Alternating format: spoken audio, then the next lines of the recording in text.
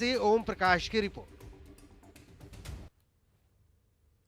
बिहार के बाद अब झारखंड में भी कांग्रेस और आरजेडी गठबंधन में सब कुछ ठीक नहीं चल रहा है। आरजेडी ने कांग्रेस कोटे के वित्त मंत्री रामेश्वर उरांव पर हमला बोला है और आरजेडी के प्रदेश अध्यक्ष अभय सिंह ने कहा कि बढ़ती उम्र के साथ रामेश्वर उरांव को कुछ बोलने से पहले अपने पद का ख्याल रखना चाहिए। साथ ही ये भी कहा कि अगर कांग्रेस का जनाधार इतना ही मजबूत है तो चुनाव में अकेले लड़कर ये साबित कर दे। दरअसल रामेश्वर उरांव ने झारखंड में आरजेडी का जनाधार नहीं होने की बात कही थी।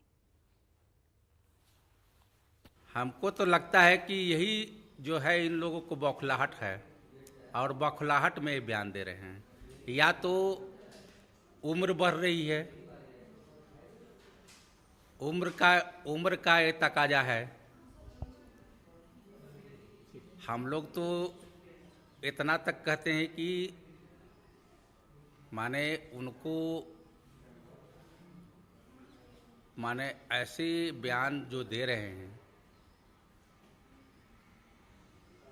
बयान नहीं देना चाहिए, बयान से बचना चाहिए। और हम लोग नसीहत भी देते हैं उनको कि अगर आप कांग्रेस को इतना जनाधार है, अगर आपके पास इतना जनाधार है, आपको लगता है कि कांग्रेस बहुत जनाधार वाला पार्टी है, तो सिंगल लड़के देख लीजिए, पता चल जाएगा औकात में कौन कितना पानी में है। इधर गुमला के बिशनपुर प्रखंड के गुरदरी थाना क्षेत्र में शुक्रवार को 2 नाबालिग बहनों से गैंगरेप के सभी 9 आरोपी गिरफ्तार कर लिए गए। इस मामले में एक आरोपी ने गिरफ्तारी के डर से खुदकुशी कर ली थी। कल रात करीब 8 बजे जब सभी आरोपी छिपकर जसपुर रोड स्थित वकील के ऑफिस से जा रहे थे, इसी दौरान एसडीपीओ के नेतृत्व में सभी को गिरफ्तार कर लिया गया। आरोपियों को पकड़ने के बाद अतिरिक्त पुलिस बल बुलाया गया, जिसके बाद सभी को थाने ले जाया गया। घटना के बाद पीड़ित के गांव के लोगों में काफी आक्रोश दिख रहा है। लोगों ने सभी आरोपियों का सामाजिक बहिष्कार कर दिया है। बिहार के नवादा के 19 साल के कौफुल वरा उर्फ मोनू को रांची के उर्मांची थाना इलाके से गिरफ्तार किया गया है। कौफुल अपनी प्रेमिका के खातिर रांची पहुंचा था। वो हथियार के दम पर प्रेमिका का अपहरण कर अपने साथ ले जाना चाहता था, लेकिन लड़की के परिजनों की होशियारी से उसकी पूरी प्लानिंग पर पानी फिर गया और वो जेल की सलाखों के पीछे पहुंच गया। आरोपी के पास से एक देसी कट्टा और एक जिंदा कारतूस भी बरामद हुआ है। पुलिस उसके साथ आए 2 दोस्तों की गिरफ्तारी के लिए छापेमारी भी कर रही है। गिरिडीह से एक वीडियो वायरल हो रहा है जिसमें एक प्रेमी को बिजली के खंभे से बांधकर रखा गया और उसके साथ मारपीट की गई। वहीं 1,51,000 का जुर्माना देने के बाद उसकी रिहाई हो सकी। इस तस्वीर को जरा गौर से देखिए, कैसे लोगों की भीड़ लगी हुई है। सब एक दूसरे से बातें कर रहे हैं कि ये कैसे हिम्मत किया देर रात गांव में आने का। वहीं एक बिजली के खंबे से युवक को रस्सी से बांधा गया है और चारों तरफ से उसे घेर लिया गया है। गांव के हर लोग उस युवक से अपने माँ बाप को बुलाने को कह रहे हैं।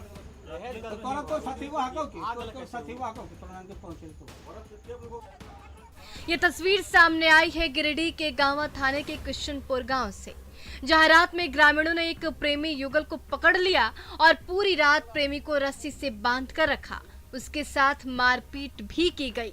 युवक की पहचान उदय कुमार के रूप में की गई है और प्रेमी युवक पर 1,51,000 रुपए का आर्थिक दंड लगाकर छोड़ा गया है।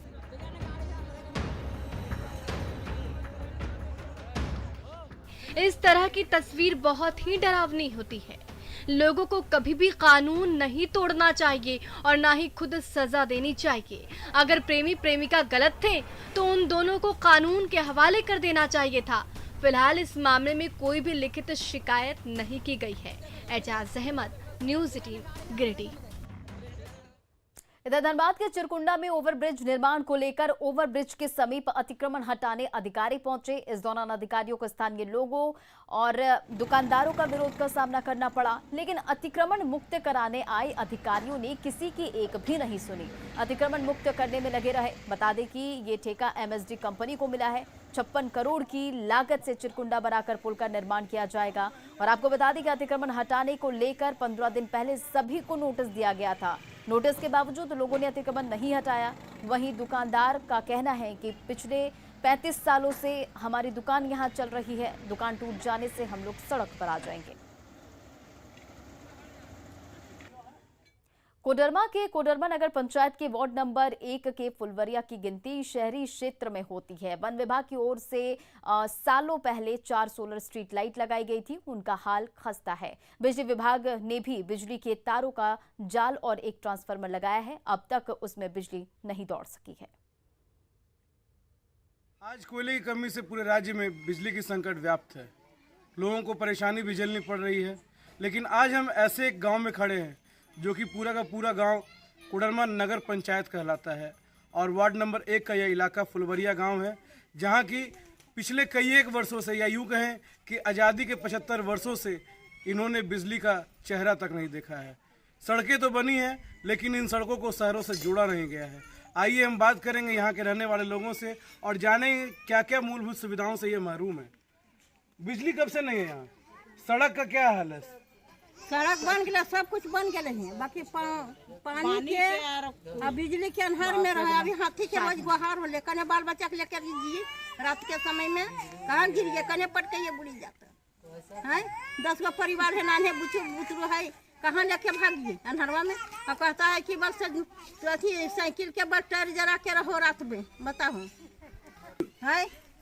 कहीं ना कहीं आप देख सकते हैं कि यहाँ पोले गाड़ी गई हैं, तारे भी हैं, तारों का पूरा जाल बिछा दिया गया है, ट्रांसफार्मर भी लगाया गया है, फॉरेस्ट डिपार्टमेंट की ओर से सोलर लाइट भी लगाया गया है, लेकिन ये सब सिर्फ एक दिखावटी सामान बनकर रह गया है। हम जानेंगे कि आखिर ये तार बिछने के बाद यहाँ बिजली रोकने के पीछे क्या कारण है। यहाँ का तार जो बिछा है उसके बाद बिजली आखिर क्यों रोका है? हाँ, यह अथी वाला नहीं जावे दे रही ना, फॉरेस्ट डिपार्ट वाला नहीं आवे दे। तार भी गिर गए, एगो पोल भी गिर गए, ओकरा पर कितना आदमी घायल हो जीते हैं। बाकी रात के समय में गिरले, हवा ले तो हवा से गिर गए पोल। और देखिए पोल बच्चा गिरने लगा, पटकाने लगा, देखो सब टांगा है सब मिल करके गाछ पर। जी तो बिल्कुल, अब इसे हम फॉरेस्ट डिपार्टमेंट की मजबूरी कहें या बिजली विभाग की बेबसी, ये तो पूरा डिपार्टमेंट का अपना खेल बताएगा। तब तक के लिए न्यूज़ 18 कोडरमा से रितेश लोहानी। झारखंड का नेतरहाट इन दिनों सैलानियों का अड्डा बना हुआ है। यहां हर कोई आकर यहां के नजारे को देखना चाहता है और उसे अपने कैमरे में कैद भी करना चाहता है।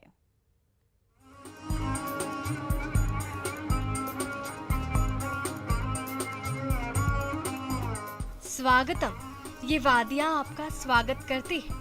ये झारखंड के लातेहार पर्यटन धरती का स्वर्ग है।